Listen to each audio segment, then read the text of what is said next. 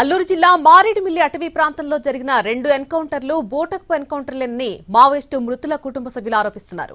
లొంగిపోయిన మృతి చెందిన మావోయిస్టుల విషయంలో పోలీసులు స్పష్టత ఇవ్వడం లేదని వారు విమర్శిస్తున్నారు. పోలీసుల అధీనంలో ఉన్నటువంటి మావోయిస్టులను వెంటనే కోర్టులో హాజరుపరచాలని డిమాండ్ చేస్తున్నారు. 2 ఎన్కౌంటర్లలో మృతి చెందిన 13 మంది మావోయిస్టుల మృతదేహాలకు గాను 2 మావోయిస్టు మృతదేహాలకు మాత్రమే ఇంతవరకు పోస్ట్ మార్టం జరగడం పట్ల ఆవేదన వ్యక్తం చేస్తున్నారు. మిగిలిన 11 మంది మావోయిస్టుల మృతదేహాలకు వెంటనే పోస్ట్ మార్టం నిర్వహించి బంధువులకు అప్పగించాలని డిమాండ్ చేస్తున్నారు. ఇదే అంశానికి సంబంధించి మరింత సమాచారం మా ప్రతినిధి శ్రీనివాస్ అందిస్తారు. అల్లూరు సీతారామరాజు జిల్లా మారేడుమిల్లి అటవీ ప్రాంతంలోని 2 రోజుల పాటు 2 ఎన్కౌంటర్లు జరిగాయి. ఈ ఎన్కౌంటర్లో మృతి చెందిన మొత్తం 13 మందికి సంబంధించి మృతదేహాలకు సంబంధించి కేవలం 2 మాత్రమే పోస్టుమార్టం అయ్యడం జరిగింది. అయితే కొంతమంది బంధువులు వచ్చారు, వాళ్ళు అన్నీ కూడా పోస్టుమార్టం నిర్వహించడం జరుగుతుంది. అలాగే మరికొంతమంది బంధువులు రావాల్సి ఉండడంతో ఇప్పుడు ఇక్కడ పోస్టుమార్టం కూడా ఆలస్యంగా అవుతుంది. రాత్రే పోస్టుమార్టం పూర్తి చేసి మావోయిస్టు కీలక నేత అంటే హెడ్మా అతని భార్య మళ్ళీ రాజీ ఇద్దరి యొక్క మృతదేహాలను కూడా రంపచోడవరం ఏరియా హాస్పిటల్ నుంచి అది ఛత్తీస్గఢ్ రాష్ట్రంలోని వాళ్ళ స్వగ్రామానికి తరలించడం జరిగింది. అయితే ఇంకా కీలకమైన మరొక కేంద్ర కమిటీ సభ్యుడు టెక్ శంకర్ కూడా మృతదేహాన్ని అయితే ఇంకా పోస్టుమార్టం నిర్వహించలేదు. అది కూడా పోస్టుమార్టం నిర్వహించి మరో కొద్దిసేపట్లో వాళ్ళ బంధువులకు అప్పగించనున్నారు. అయితే దీనికి సంబంధించి ఇక్కడ చూసినట్టయితే వాళ్ళకి సంబంధించిన బంధువులు ఉన్నారు, వాళ్ళని అడిగి తెలుసుకుందాం ఏం జరుగుతుంది ఏంటనేది.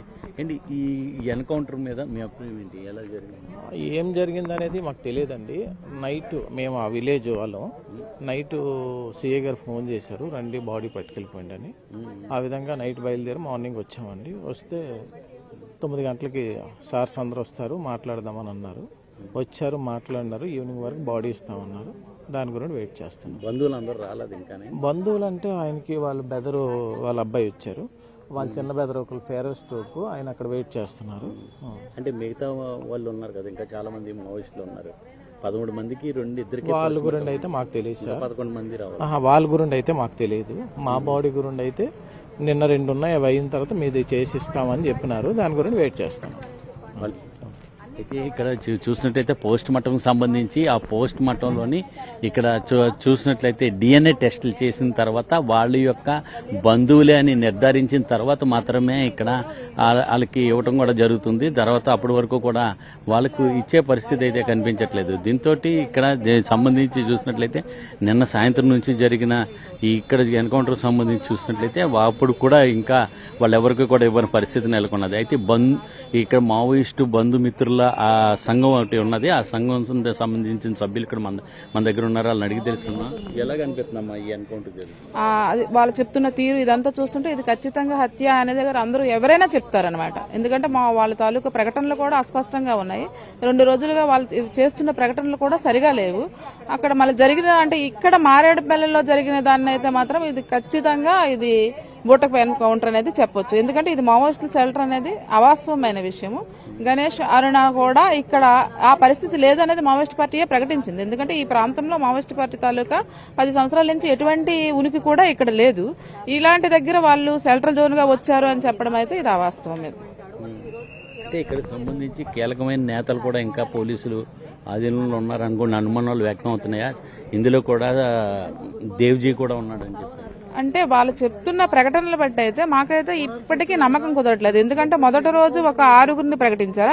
మొదటి రోజు ప్రకటించిన దాంట్లోనే టెక్ శంకరు పలాస నుంచి ఉన్నారు అనేది ఒకటి ప్రకటించారు. కానీ ఆ 6గురులు ఆ రోజు ప్రకటించిన దాంట్లో తను తాలూకా విషయం రాలేదు. రెండో రోజు మళ్ళీ టెక్ శంకర్ ఉన్నారని చెప్పారు. నిన్నంతా కూడాను మళ్ళీ చెల్లూరు నారాయణ బాతుపురం నుంచి ఉన్నారని చెప్పారు. ఈ రోజుకు చూసేటప్పటికి చెల్లూరు నారాయణ లేదని చెప్తున్నారు. ఇప్పుడు దేవ్జీ అంటున్నారు. అంటే ఈ నాటకీయ పరిణామాలు ఎటు దారితీస్తాయో మేమైతే మాకు అర్థం కావట్లేదు. అయితే ఈ రోజు ఇప్పటికి ఇది ఆగిందనే దగ్గర కూడా మేము నమ్మట్లేదు. మళ్ళీ 2 రోజుల తర్వాత మరొకటి ఏమైనా ప్రకటించొచ్చనే దగ్గర కూడా మేము వాళ్ళ ఆధీనంలో ఉన్న వాళ్ళు కోర్టుకు హాజరుపరుస్తారా, లేకపోతే మళ్ళీ ఒక 2 డేస్ తర్వాత మరో నాటకీయ తెరకి ఏమైనా తెరదించుతారా, ప్రకటిస్తారా అనే దగ్గర అయితే మాకు అనుమానాస్పదంగానే ఉంది.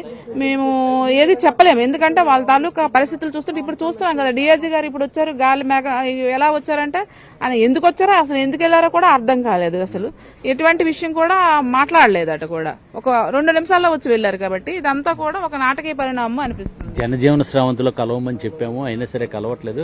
కానీ వాళ్ళందరినీ కూడా మావోయిస్టు నిర్మూలించడమే మా లక్ష్యం అని చెప్తున్నారు పోలీసులు. దాని మీద మీ అభిప్రాయం ఏంటి? జనజీవన స్రవంతి అంటే ఇప్పుడు అక్కడ ఉన్న వాళ్ళు కూడా జనమే కదండి, వాళ్ళు జనమే కదా, వాళ్ళు జనంలోనే బతుకుతున్నారు కదా. ఇప్పుడు మనమే వాళ్ళ దగ్గరకు పోతున్నాము, దాడులు చేస్తున్నాము, దాడులు చేస్తున్నారు కాదు, ఎవరికై వాళ్ళకై వాళ్ళు పారు, పోలీసులు కూడా వీళ్ళు చేపిస్తున్నారు.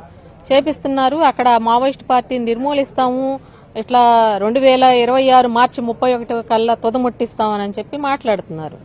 అది ఆ మాట్లాడటం అనేది కూడా కరెక్ట్ కాదు, అది కూడా రాజ్యాంగ ఉల్లనే. ఎందుకంటే ఎవరినైనా మేము చంపుతాం, పొడుస్తాం అంటాం అనేది చాలా తప్పు. నిర్మూలిస్తాం, చంపేస్తాము, లొంగిపోవాలి అని చెప్పి అంటున్నారు. ఇప్పుడు మీరు చేసే పనుల వలన ఇప్పుడు ఏం చెప్తున్నారు, వచ్చిన వాళ్ళు ఆరోగ్యాలు బాగలేక వస్తాము, వయసు అయిపోయి వచ్చేవాళ్ళు కానీ వాళ్ళు కూడా ఇక రారు. ఎందుకంటే మీ మీద నమ్మకాలు పోయినాయి వాళ్ళకి. అంటే హిట్మాన్ చంపివేయడంతో మొత్తం మావోయిస్టు అంతా కూడా ఇంకా అయినట్టుగా భావిస్తున్నారంటారు. అసలు మనందరం కూడా మావోయిస్ట్ పార్టీ అని చెప్పి మాట్లాడుతున్నారు. అంతకుముందు పీపుల్స్ వార్ ఉంది, ఇప్పుడు మావోయిస్ట్ పార్టీ. హిడ్మా లాంటి వాళ్ళు, నంబాల కేశవరావు గారు చనిపోయినప్పుడు ఆయన చనిపోయాడు, ఇంకేముంది, సెక్రటరీనే చనిపోయాడు, ఇంకేముందని చెప్పి మాట్లాడారు. ఇవన్నీ ఏమంటామంటే ఒక పార్టీ ఉంటే ఆ పార్టీ వల్లనే ఈ ఉద్యమాలు నడుస్తాయి అనుకోవటం అనేది తప్పు. ప్రజల మీద అణిచివేత ఉన్నంత కాలం పోరాటాలు అనేవి ఖచ్చితంగా ఉంటాయి. ఈ రోజు అక్కడ వాళ్ళ మొత్తాన్ని కూడా మీరు తరిమేయటానికి చూస్తున్నారు. తరిమేయటంలో భాగంగా వాళ్ళ మీద చాలా హింసను ప్రయోగిస్తున్నారు. ఆ హింసను ప్రయోగించినప్పుడు వాళ్ళు ఏదో ఒక రకంగా ఎదుర్కోవటానికి ప్రయత్నం చేస్తారు. అదే పోరాటం. ఈ ఎన్కౌంటర్ మేము అనిపిస్తుంది. ఖచ్చితంగా మేము ఇది పోటుకొని అనుకుంటున్నాం. ఉదయం 7 గంటలకు వచ్చాం ఫ్యామిలీ ఇక్కడికి. ఇప్పుడు మేము మమ్మల్ని బాడీ చూడలేదు. కనీసం వాళ్ళ కుటుంబాన్నైనా వాళ్ళ తమ్ముడినైనా తీసుకెళ్లి బాడీని చూపించాలి. కానీ ఇంతవరకు మాకు ఆ బాడీని చూపించలేదు. ఆ పిల్లలు వెళ్ళి అడిగితే వాళ్ళు ఏం మాట్లాడుతుంటారు, ఎప్పుడు ఇవ్వాలో ఎప్పుడు చూపించాలో మాకు తెలుసు అనే మాట కేర్లెస్ గా సమాధానం చెప్తున్నాం. ఇదైతే కరెక్ట్ కదని మేము అయితే ఇక్కడ చూసినట్లయితే వీళ్ళు ఎవరు కూడా అంటే అతడు చూసినట్లయితే వాళ్ళంతా కూడా బూటకమైన ఎన్కౌంటర్ అని చెప్పేసి ఈ ప్రజా సంఘాలన్నీ కూడా ఖండించడం జరుగుతుంది. సార్ అది ఎన్కౌంటర్ మీద మీ అభిప్రాయం ఏంటి? నేను దేని గురించి ఏది మాట్లాడలేను సార్, అది అందరికీ స్పష్టంగా తెలుస్తుంది. అది నేను చెప్పడంలో తప్పలేదు, అది అందరికీ స్పష్టంగా తెలుస్తుంది. లొంగిపోయిన వాళ్ళని ఇలా చంపడం తప్పు. అది ఎంతవరకు సమన్యం అనేది మేమేం మాట్లాడలేము దాని గురించి. దయచేసి మేము ఇంకా ఏం చేయట్లేదు దీని గురించి. మళ్ళీ ఇన్వెస్టిగేషన్ అనేది మా వెనక పడుతుంటారు. దయచేసి మా ఇంట్లో ఆడపిల్లలు ఉన్నారు, దయచేసి ఇవన్నీ వద్దండి. దయచేసి ప్రాసెస్ని స్పీడప్ చేస్తే మాకు డెడ్ బాడీని ఇచ్చేస్తే మేము కలెక్ట్ చేసుకుంటే మేము ఊరికి వెళ్తాం. అయితే ఈ మృతదేహాలను అయితే మాకు మావోయిస్టుల యొక్క మృతదేహాలు మాకు ఇచ్చేసినట్లయితే మేము తీసుకెళ్ళి మా స్వగ్రామంలోని అంత్యక్రియలు జరుపుకుంటామని చెప్పేసి వీళ్ళంతా కూడా ప్రాధాన్యపడుతున్నారు. అయితే తమల్ని ఎటువంటి ఇబ్బందులకు గురి చేయొద్దు, దీని మీద మీ ఇన్వెస్టిగేషన్లు అయ్యాన్ని మళ్ళీ మేము ఇబ్బంది పడవలసిన పరిస్థితి వస్తుందని చెప్పేసి బంధువులు చెప్పడం జరుగుతుంది. టెక్ శంకర్ యొక్క అన్నగారి కుమారుడు చెప్పిన విషయాలు అయితే చూసినట్లయితే అలాగే మావోయిస్టు బంధుమిత్రులు కానీ చెప్పిన విషయాలన్నీ కూడా చూసినట్లయితే ఇవన్నీ కూడా వీళ్ళందరూ కూడా ఒకటే చెప్తున్నారు, ఇదంతా బూటకపు ఎన్కౌంటర్ అని చెప్పి వాళ్ళందరూ కూడా ఆరోపించడం కూడా జరుగుతున్నది. కెమెరామెన్ రాజేష్తో శ్రీనివాస్, ఎన్టీవీ, రంపచోడవరం.